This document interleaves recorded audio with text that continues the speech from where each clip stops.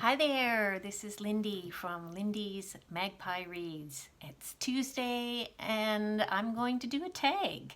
I saw this tag on Roz's channel, Scallydandling About the Books, and it really appeals to me. It is the birth year book tag, and it was Ollie of Criminolly who originated this tag, so I will link him in that tag down below. So it starts with the question, have you read any books that were published in the year that you were born? Yes, I have. I can think of 3. The Country Girls by Edna O'Brien. And that one, I read it in 2015. And I remember that I had just recently read the Elena Ferrante Neapolitan books, or maybe 3 of them by that point. And I found a lot of similarities because of the 1950s time period, and that the 2 friends had a complex kind of relationship in both novels.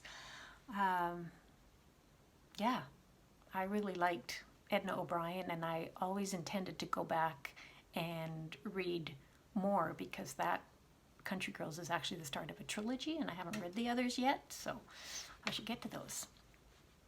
I also read The Leopard. That is by Giuseppo Tomasi di Lampedusa. It was actually published in 1958 in Italian, but then the English translation, that was by Archibald Colquhoun, that was in 1960. Did I mention I was born in 1960? Okay, now you know. 1960 is the year we're talking about here. And The Leopard is about the unification of Italy in the 19th century. And it's as experienced by a Sicilian prince. And it's very understated and elegant. And I remember I quite enjoyed that. I read it in 2016. And then in 2019, there was a Canadian novel that came out called Lampedusa by Stephen Price. And that one was about the author of The Leopard.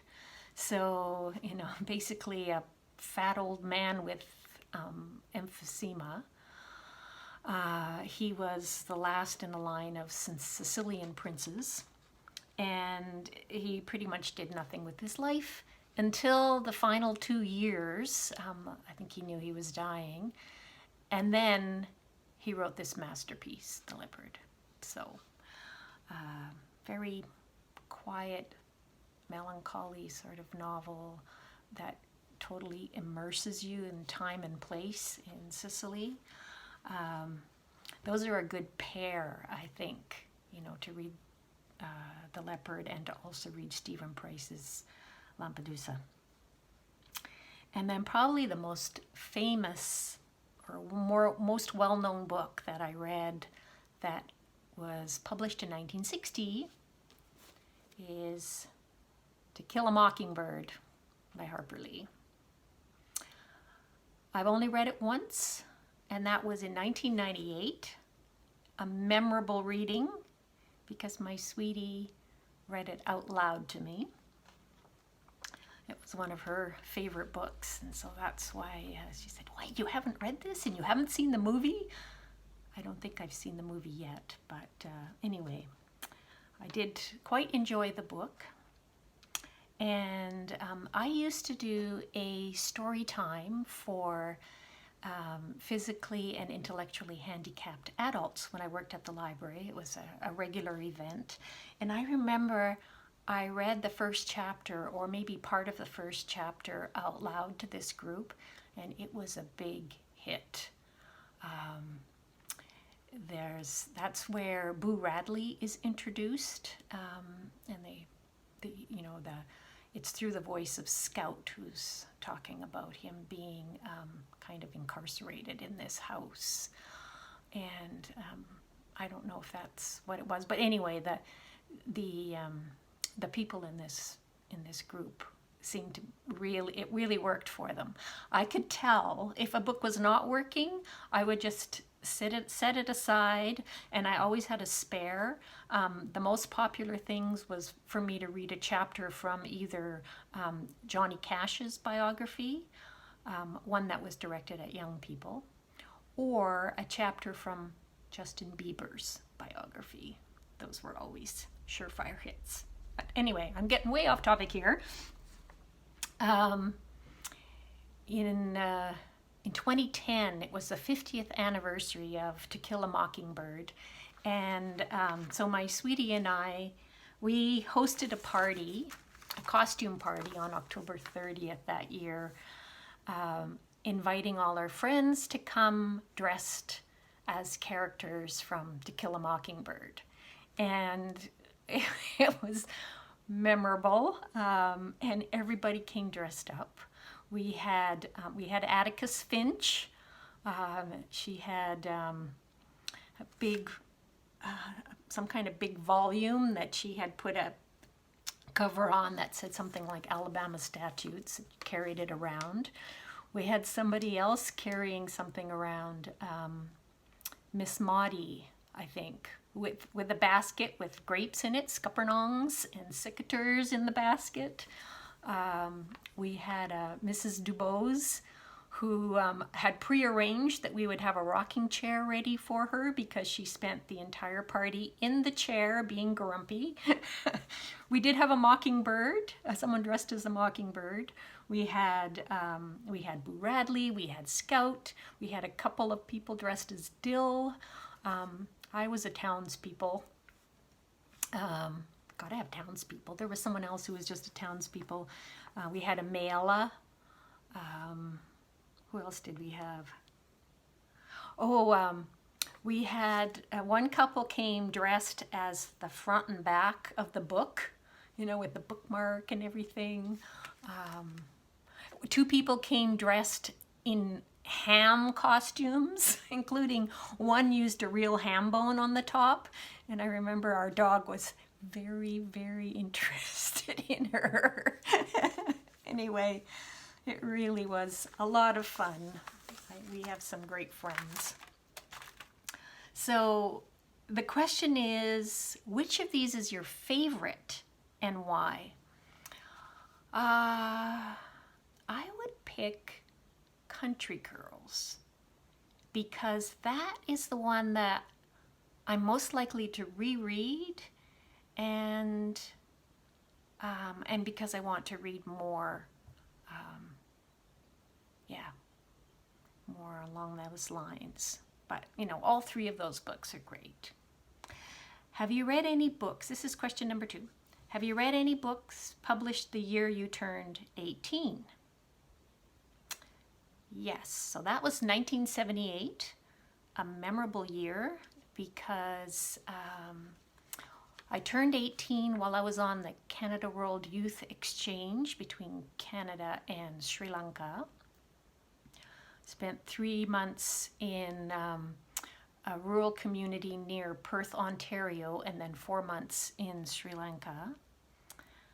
But we're talking about books here. So I looked through a list of books published in 1978, and the ones that really jumped out that I remember reading and really enjoying are Alice Munro's Who Do You Think You Are? Collection of short stories.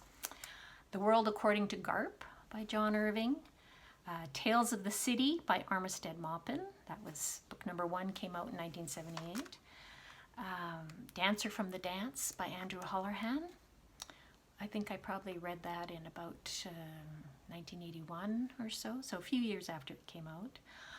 Metropolitan Life by Fran Lebowitz, which I loved. I was really into science fiction and fantasy then, and I know I read Dreamsnake by Vonda McIntyre and The White Dragon by Anne McCaffrey soon after those two came out.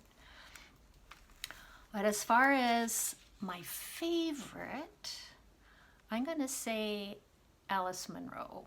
Who Do You Think You Are? And I think that book was also titled The Beggar Maid, which is one of the other short stories in it. And again, why? Because I know I'd get a lot more out of rereading those stories. Alice Munro is always a pleasure. Okay, book number 3.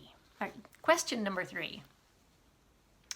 Of the last 10 books you've read, how many were published before you were born? So I went to Goodreads and scrolled back, and I had to scroll back all the way to mid-January to find a book published before I was born, and that was The Edge of the Sea by Rachel Carson, published in 1955.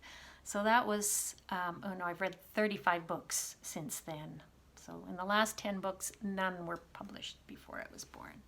And then to scroll back even farther to see, when was the next time that I read something published before I was born. That was December 30th. So now I'm, 46 books back. And it was a book that Sean, the book maniac, read out loud to me, the entirety of it, called The Death of Bagrat, Zachary and Other Stories. And that is by the Georgian author Vazha-Pshavela.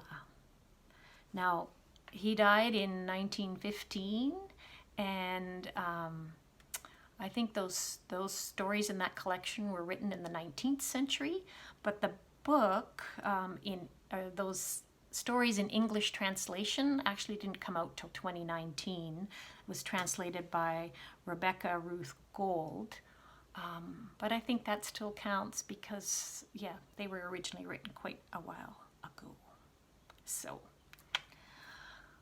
now, the reason Ollie said that he wanted to do this tag is because he said that he noticed on BookTube that a lot of people mostly talk about new books. And since I started BookTube, which was just December 31st, I think, I have been talking about new books, and I'm going to pay more attention to reading older books, I think, partly because of this book tag. So, the next question number 4, what's your fave movie from your birth year? And okay, so I struck out on this. Of course, I had to go and look to see what movies were released in 1960, and I looked through about 200 titles. The only one I think maybe I've seen is Swiss Family Robinson. It was a Walt Disney movie. Chances are I saw it. I mean, I looked at some stills from the movie, and they didn't really look familiar. I know that I read the book when I was a kid, but I'm really not much of a movie watcher.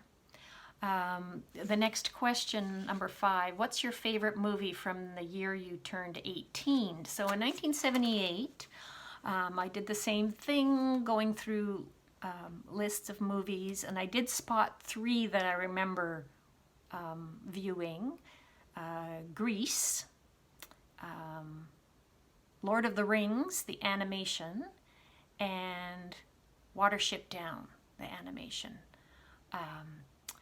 I particularly remember watching Watership Down, and that was early on in 1979, and it was in London, England, and it was the first time I'd been to the kind of movie theater where you're assigned a seat when you bought a ticket. Yeah. It was all very posh, the theater that we saw this movie in. I remember my friend Yolanda and I were traveling with a rail pass then. Yeah, so favorite out of those, I think it's a tie between Lord of the Rings and Watership Down. Yeah. So, final the final thing, it's not a question. Now it says, now tag someone for each decade you have lived. I'm in my 7th decade. I didn't know how to choose people, so what I did was I looked through the history of the BookTube channels I've watched most recently and just cut out those that I knew had already done the tag. And so I've got tagging Jen the librarian, Hannah's Books, Brown Girl Reading, Bob the Bookerer, Bouquin and Books, and Reviews May Vary. That's Kenya from Reviews May Vary. All right, well, thanks for watching, and any of you who are interested in doing this tag, just do it. It's fun. Bye for now.